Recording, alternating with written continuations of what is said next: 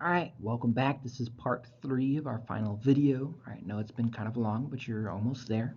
We're going to talk about percent yield. This is probably the easiest part of all of this. Very simple math. All right, so stoichiometry is what we've been doing. And when we perform the math of stoichiometry, we know exactly how much of a chemical we have and exactly how much of a product we can produce. Now, let's say you're actually in the lab, though. Things can go wrong. You could lose some of the products, chemical that you want, through evaporation, through spills. Maybe somebody eats it, but hopefully not, because we don't want our lab mates to be unsafe. Right? There could be other chemical reactions that can occur that may waste some of our product. So if we're not careful, we may accidentally stumble into a second reaction that will ruin our product that we just made. Or we might have extra chemicals in the end, some excess reactants. Remember our part 2, all right, which can mess with our final calculations. Okay, so percent yield here is a measure of how much product we actually have from the lab compared to how much we should have had from our calculations. All right, our math is good. Our math follows the law of conservation.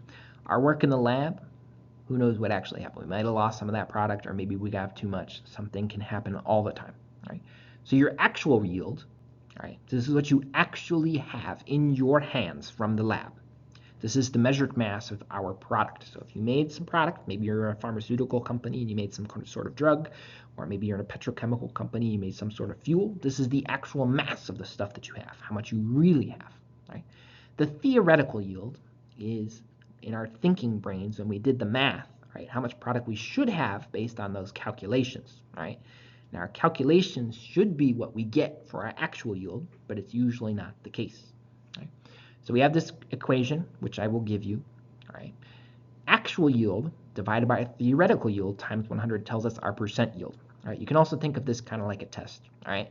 What you actually scored on the test versus what you hopefully scored on the test, which is 100, I hope. All right? So that's your score, your percent score, your percent yield, how many points you actually got versus how many you could have gotten, right? So let's talk through an example, all right? Let's assume there is an excess of N2, right? We're not dealing with limiting an excess right now. So N2, assume we have a ton of it, like a literal ton of it, all right? How many grams of NH3, this molecule here called ammonia, really important, are produced from 13 grams of H2, okay? So this is another stoichiometry problem. They're still here. This is the one skill you really need for the test. Right? This particular equation is what allows us to have so many people on this planet. Without it, our population would probably be around 2 billion max. Right? We're past 8 billion now and soaring. Okay? All right, I'm bringing back these flow charts. Super useful in helping us know what mathematical steps we're working on. Okay? So we know we're starting with 13 grams of H2 and we're ending with grams of NH3 if we know how to get there. All right? The actual math is not too complicated. It's all multiplying and dividing. It's about knowing when to do what, which hopefully we know at this point. All right? Should know at this point. Okay? So if we want to get there, let's follow our arrows. All right? We'll have to divide by the molar mass of H2 to get to moles of H2. All right? Then we have to use the mole ratio to convert from moles of H2 to moles of NH3. All right? So now that we're on the bottom half of this chart, now we can multiply by the molar mass of NH3 to figure out how many grams of NH3 we have. All right, those are the steps that we're looking for. Okay, so again, we're assuming an excess of N2. We have a ton of it, way too much of it. All right, this is the excess one. So how many grams of NH3 are produced from 13 grams of H2? All right, I'm no longer showing you the crappy method. I'm only showing the conversion bridge because it's better. Okay. We start out with 13 grams of H2, all right? This goes in the top. This is our start point. We want grams of NH3 in the end, so that's our end point, okay? First step, we divide by the molar mass, all right? The molar mass of H2 is 1.008 plus 1.008 because there's two of them, all right? I'm going to switch moles to the top because we can do that, all right? If you're dividing by moles on the bottom, you can switch the unit up to the top, make it clean, all right? Now we need the mole ratio, okay? Why does H2 go on the bottom? It's because that's the one we're trying to get rid of. We have to remove H2 from this equation because it's not in our final answer. We have to add NH3 to our equation because that's what we do want for our final answer. Okay? We have 2 NH3, so the 2 comes from this balanced chemical equation. And we have 3 H2, so that 3 comes from the balanced chemical equation as well. All right? Last step, we multiply by the molar mass, not of H2, not of N2, but of NH3. because we want to know the grams of NH3.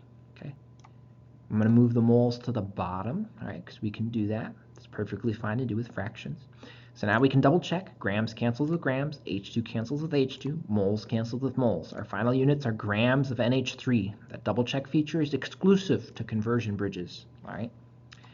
When we calculate this, all right, 13 grams divided by 2.016 times 2 divided by 3 times 17.03 grams, all right? Remember, we multiply by each thing in the top and we divide by each thing in the bottom. This gives us our final answer. Great. So let's say we have 8.79 grams of NH3 collected in our lab. What is the percent yield? Well, here's our equation. We take our actual yield, right, from up here, over our theoretical yield. All right, so our actual yield is what we actually have from the lab, and our theoretical yield is what we calculated using our very smart brain. Okay? When we do these calculations, all right, we're going to take the 8.79, which is our actual, over our 73.2m, which is our theoretical. We'll multiply by 100 to get that percentage, and we'll find 12.01%. That's bad, all right? That's a very small number, all right? It's correct. We did the math correctly. But this is a very bad percent yield. That means about over 3/4 of our product is just gone, all right? We lost it somewhere. That's not so good, okay? This is bad. Let's go to a different example, all right? Sulfuric acid is the most produced and sold chemical in the world. Fascinating, right? How many grams of sulfuric acid, which is H2SO4, are produced from 85 grams of H2O? And we will assume excess SO3, sulfur trioxide. We'll assume there's excess of this. So H2O is what our limiting is. So this is how much we can produce, okay? Let's set up our problem here. We started with 85 grams of H2O. I'm going to put that in the top left there, nice and cute. All right. First step, divide by the molar mass. Molar mass of H2O is the molar mass added up from 2 hydrogen atoms and 1 oxygen atom. All right.